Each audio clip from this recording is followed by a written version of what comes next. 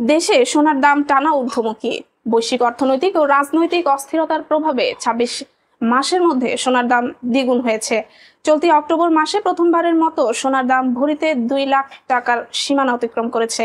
Jewellers সমিতি বাজুস এর তথ্য অনুযায়ী সর্বশেষ ২২ ক্যারেটের সোনার দাম ভরিতে ৬,৯০৫ টাকা বাড়ানো হয়েছে। বর্তমানে ভরি প্রতি ২২ ক্যারেট সোনার দাম ২,০৯,১০০ টাকা। এছাড়া ২১ ক্যারেট ১,৯৯,৫৯৪ টাকা, ১৮ ক্যারেট ১,৭১,০৮৮ টাকা এবং সনাতন পদ্ধতির সোনা ১,৪২,৩০১ টাকায় বিক্রি হচ্ছে। বিশ্ববাজারে প্রতি আউন্স বা ৩১ গ্রাম সোনার দাম ইতিহাসের সর্বোচ্চ পর্যায়ে পৌঁছেছে। বর্তমানে প্রতি আউন্স $৪,০০০ আশেপাশে অবস্থান করছে। বিশ্লেষকরা মনে করছেন ২০২৬ সালের মধ্যে এটি $৪,৯০০ পৌঁছাতে পারে।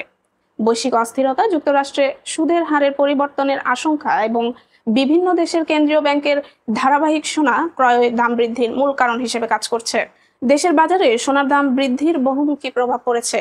বড় প্রতিষ্ঠানগুলো সাময়িকভাবে ভালো ক্রয়াদেশ পাচ্ছে, তবে ছোট ও মাঝারি দোকানগুলো ক্রেতাশূন্য পরিস্থিতিতে পড়েছে। বাংলাদেশ জুয়েলার্স সমিতির এক নেতা বলেন, ধনিক শ্রেণী সবসময় সোনা কিনবে।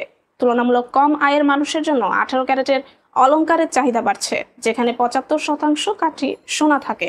সোনার পাশাপাশি রূপার দামও বৃদ্ধি পেয়েছে। ২২ ক্যারেট রূপার ভরি এখন ৪,৯৮১ টাকা, ২১ ক্যারেট ৪,৭৪৭ টাকা, ১৮ ক্যারেট ৪,০৭১ টাকা এবং সনাতন পদ্ধতি ৩,০৫৬ টাকা। বিশ্লেষকরা বলছেন, সোনার বাজারে এই ঊর্ধ্বমুখী প্রবণতা আগামী বছরেও বজায় থাকতে পারে। বিশ্ববাজারের সঙ্গে তাল মিলিয়ে দেশের বাজারে মূল্য বৃদ্ধি চলতে থাকবে।